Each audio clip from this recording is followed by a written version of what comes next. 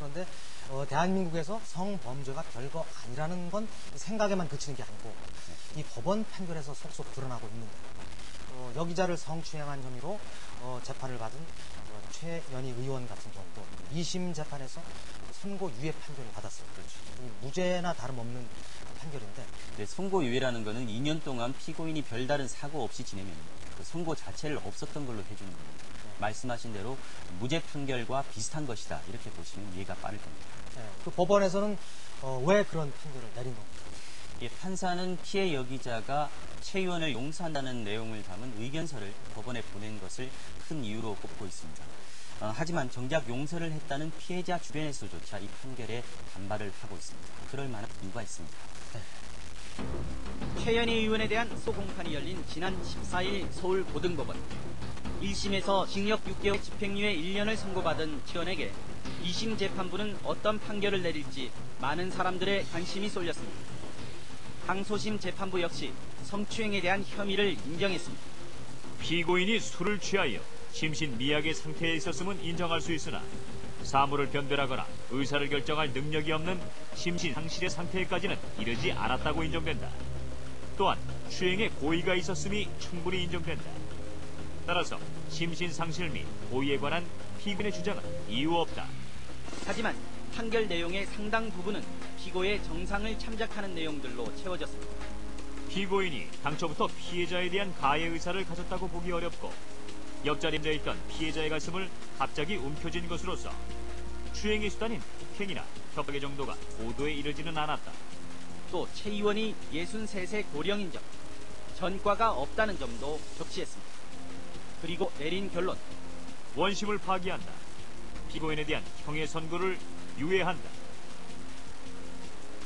선고 2년간 피고인을 지켜본 뒤 특별한 문제가 없으면 선고를 없던 일로 하는 사실상 무죄 선고나 다름없는 판결입니다. 재판부가 1심 판결을 뒤엎고 선고 유예 판결을 내린 결정적 이유는 그러나 다른 데 있었습니다. 재판부는 그 결정적인 이유를 피해 여기자가 법원에 보낸 의견서에서 구했습니다. 최 의원이 자신의 딸을 통해 피해 여기자에게 사과 편지를 전달했고 여기자가 사과를 받아들여 용서의 뜻을 밝혔다는 겁니다. 재판부는 그러면서 성추행이 피해자의 고소 없이는 처벌하지 않는 친고죄라는 점을 들어 피해자가 용서한다는 의견서를 보낸 건 고소를 취한 것과 마찬가지라는 판단에서 실제 처벌이 없는 선고 유예 판결을 내렸다고 말했습니다. 주심인 고희영 부장판사는 취재진에게 판결 이유를 이렇게 설명했습니다. 친고죄는 고소가 있어야 처벌할 수 있는 겁니다. 정식으로 고소 취소는 아닙니다. 그렇게 용서한다는 것이니까 법적으로 고소 취소 아니더라도 고소 취소와 비슷한 상태로 간 거라고 본 거죠. 피해자의 용서, 고소 취소와 비슷하다는 법관의 판단. 그러나 학계와 법조계에선 문제가 있는 판단이라는 시각이 많습니다. 이 사안에 있어서 피해자는 고소 취소를 한 적도 없고 합의서를 제출하거나 처벌을 원하지 않는다는 의사를 나타낸 바도 없기 때문에 고소 취소와 비슷한 상태에 갔다라고 판단하는 것은 무리가 있다고 보여집니다. 피해 여기자 주변에서도 뒤통수를 맞았다는 말이 나오고 있습니다. 피해자를 자문해온 변호사는 의견서를 보낼 때 형량 결정에 얼마간 참작이 될 줄은 알았지만 설마 선고 유예 판결이 나오리라곤 생각지도 못했다고 밝혔습니다. 피해자는 의견서를 내면서 어떤 인간에 대한 용서를 얘기하고 싶었던 거고요. 갑자기 고소 취소에 준하는 것으로 잘못 해석이 되어서 선고유예가 내려졌다고 봅니다.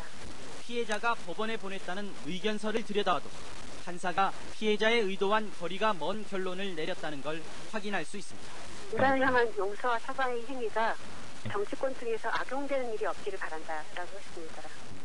최 의원은 이번 판결로 자칫 잃을 뻔했던 의원직을 유지하게 됐습니다. 법원은 피해자의 바람을 거스른 셈입니다.